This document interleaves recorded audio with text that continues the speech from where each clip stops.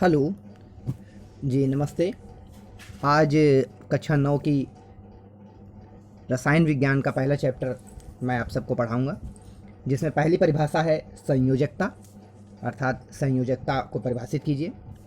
तो इसमें आपको इतना लिखना है सिर्फ कि किसी तत्व की संयोजकता, कोई भी तत्व हो, कोई भी पदार्थ हो, किसी तत्व की संयोजकता हाइड्रोजन परमाणु की वह संख्या है, हाइड्रोजन परमाणु की वह संख्या है जो उस तत्व के एक परमाणु में संयोग करती है।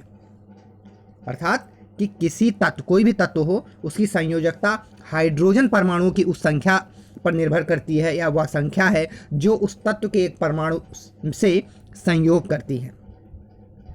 इस सिद्धांत के अनुसार पहला नियम है इसका, किसी तत्व की संयोजकता उसकी बाहरी कक्षा में उपस्थित इलेक्ट्रॉनों की संख्या पर निर्भर करती है। किसी तत्व की संयोजकता उसकी बाहरी कक्षा में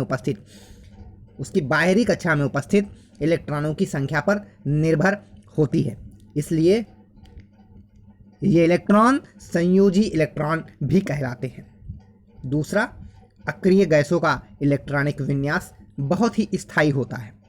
इन तत्वों की सबसे बाहरी कक्षा में 8 इलेक्ट्रॉन होते हैं।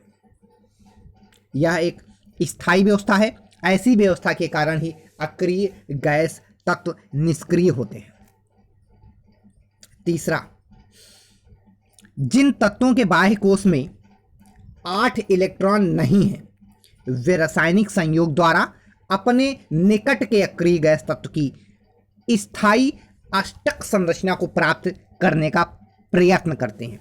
स्थायी अष्टक का मतलब होता है कि 8 इलेक्ट्रॉन प्राप्त करने का प्रयत्न करते हैं।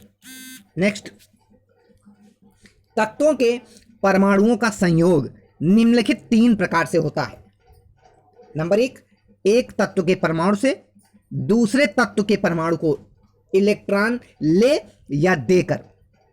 नंबर 2, दो समान आसमान परमाणुओं के मध्य इलेक्ट्रॉनों की बराबर साझेदारी करके।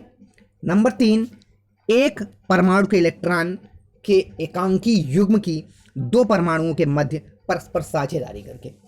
तो ये हुआ आज का पहला चैप्टर, जो कक्षा 9 का है, रासायनिक बंध। और उसमें मैंने आप सबको पहली परिभाषा संयोजकता बताई, संयोजकता की परिभाषा और संयोजकता के सिद्धांत के नियम। तो इसके मैंने आपको नियम बताए, पहला, दूसरा, तीसरा और चौथा। चौथे नियम में 3 भाग होते हैं, मैंने वो भी बताया आपको। 3 प्रकार से परमाणु का संयोग होता है। ये आपको अपनी नोटबुक में लिखना भी है बच्चों, और इनको याद भी करना है। अगर इसमें आपको कोई चीज़ समझ में नहीं आ रही है तो आप मुझे पर्सनल या ग्रुप में व्हाट्सएप के माध्यम से प्रश्न भी कर सकते हैं, जिनका मैं आप सबको उत्तर दूंगा।